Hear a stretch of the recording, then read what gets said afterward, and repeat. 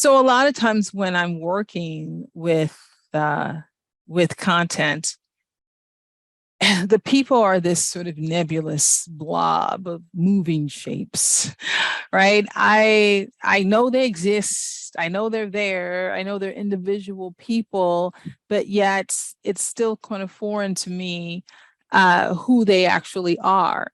So the story doesn't live here. It doesn't live in this sort of mass of people. The story lives in people living their lives every day. The story lives in Michelle, who came to work and say, I am tired of my employees running over me. I am suffering the consequences for their behavior. So today, I'm coming to work with a new attitude, and I'm going to take that feedback model and I'm going to use it to fix this issue, right? It's not that nebulous group of people that may use the feedback model. It's Michelle's journey. She is the person that I want to talk to. She is the person that I want to focus on. What was the trigger that made her decide, no, this is how I'm going to take on this issue. This is how I'm going to make the work environment better, not just for me, but for all my employees as well, right? So the story lives within her. You know, the people are the carriers of the story. And you're not going to have a great story until you find those people. I don't even know if you have a story at all. You can make one up. But if you want Michelle to sit down at that training and feel something, then you need to know Michelle's story. You need to know what she went through to get to the point where she's like, enough is enough.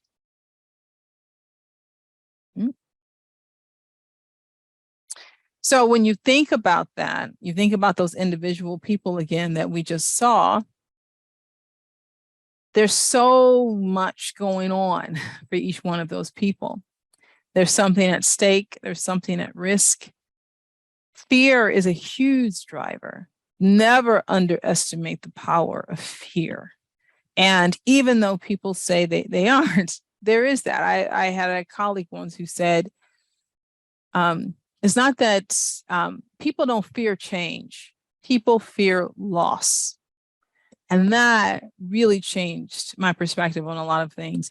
Back when I used to work internal in the early 2000s, we did a lot of software implementations, and we were taking a lot of people from very old software that was keyboard driven to web-based software. And in our minds, coming in naive, thinking that the internet was the best thing since sliced bread, thought that this would be easier for them, but they resisted. And of course, in our minds, we're just thinking, oh, they just hate change. Oh, they're resistant to change. And there also almost became this adversarial relationship between us and them. And I really wish that I'd heard that quote then, because it would have made me take a step back and say, what is Sandra, this woman who's been working here for 30 years on the same database, what is Sandra losing by going to this new tool? What is she losing? She's losing social capital, right?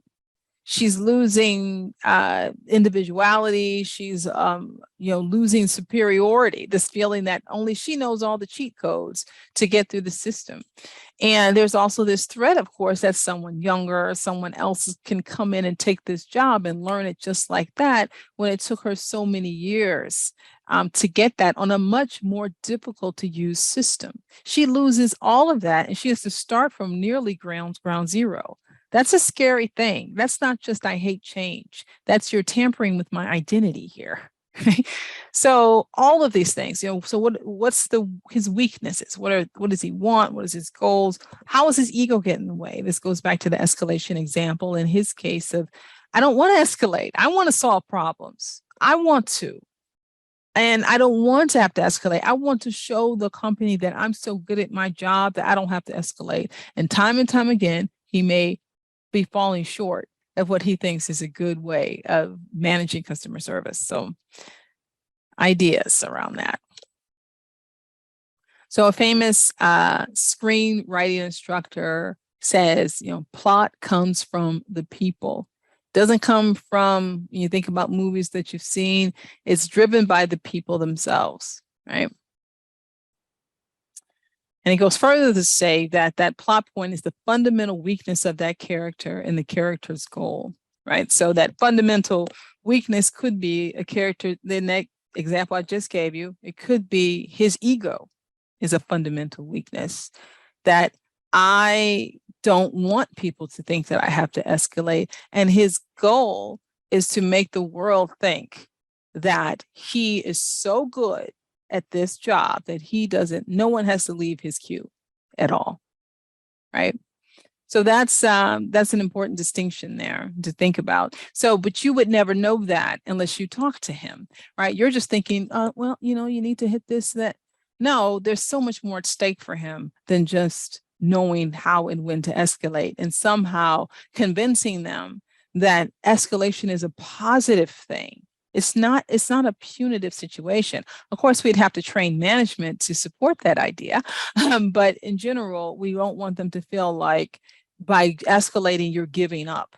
No, by escalating, you're following policy, the policy that we laid out that made room for escalation, right? But you wouldn't even think that you would have to do that sometimes, mostly because you only have a 10 minutes trainer course and you only have so much content. But yeah, makes a difference.